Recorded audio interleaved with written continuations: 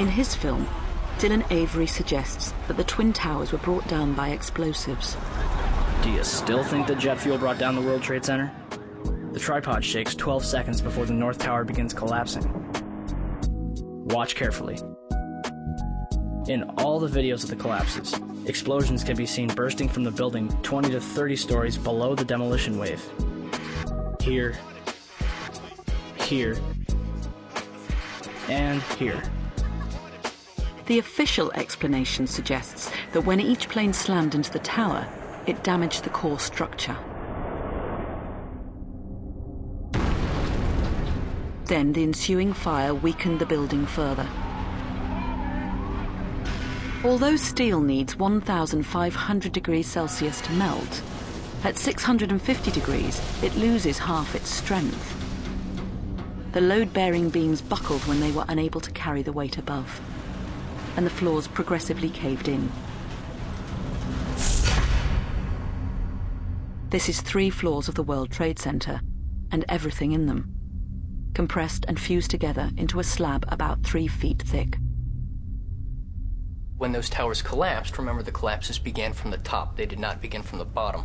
And so when the floors began crashing down upon themselves, the air just simply looked for the path of least resistance. And generally that went straight out the windows. And a little bit of debris and smoke went with them, and that sort of represents those puffs that people think were squibs or some other explosive charge.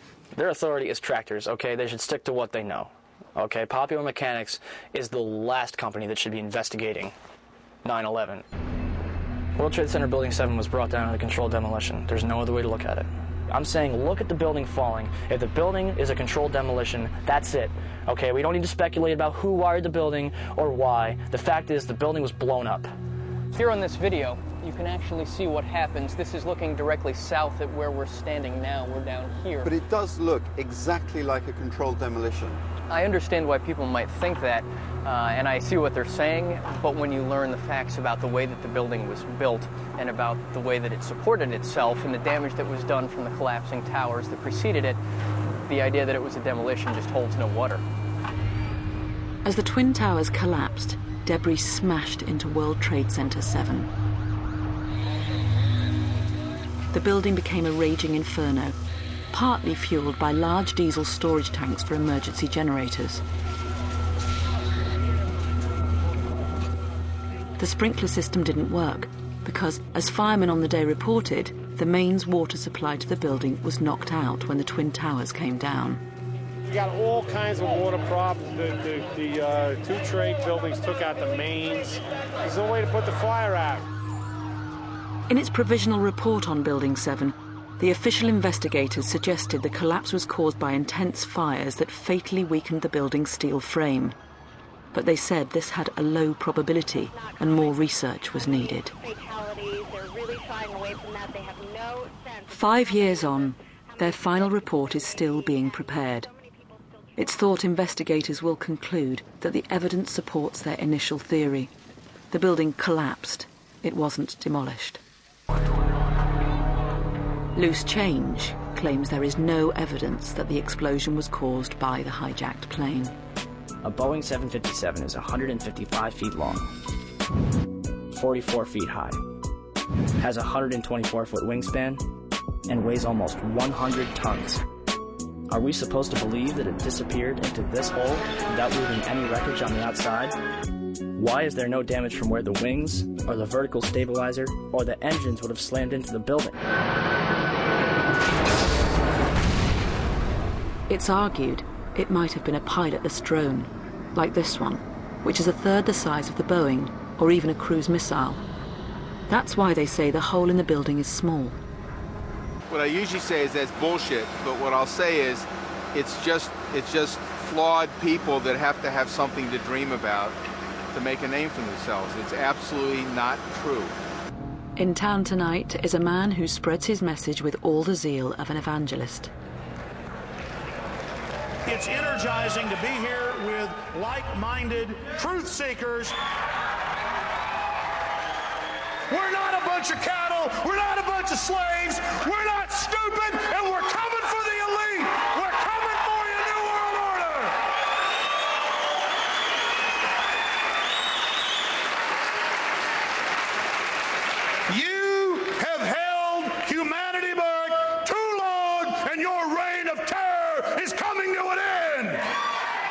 Alex Jones, a Texan radio talk show host, is the loudest voice in the self-styled 9/11 truth movement. His message?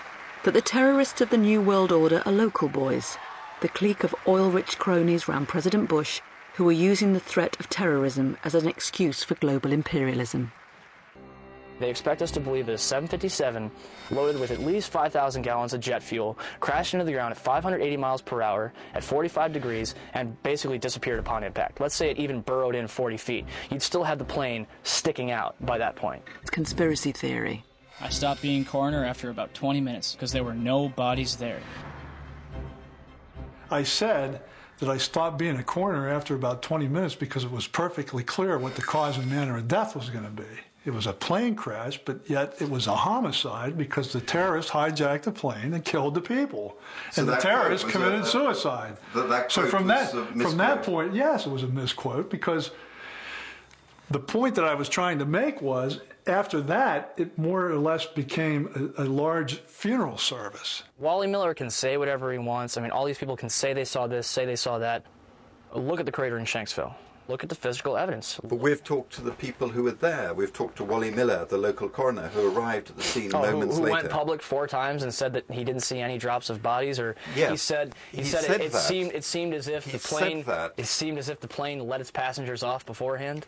Exactly, and what that was a simile. He was talking. It looked as if that had happened. It looked as if someone had taken a scrap truck, dug a ditch, and dumped trash in it.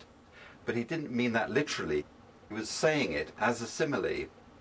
I'm sure that's what Wally said, but the fact is, if a 757 had crashed there loaded with fuel and passengers, we would have a lot more than a 20-foot crater with some white smoke. If there's a fringe of people out there that want to try to make something out of it that isn't, I don't have any control over that. I guess that's what makes our country great, that you do whatever you want to do. I don't know. You sound very phlegmatic about it all.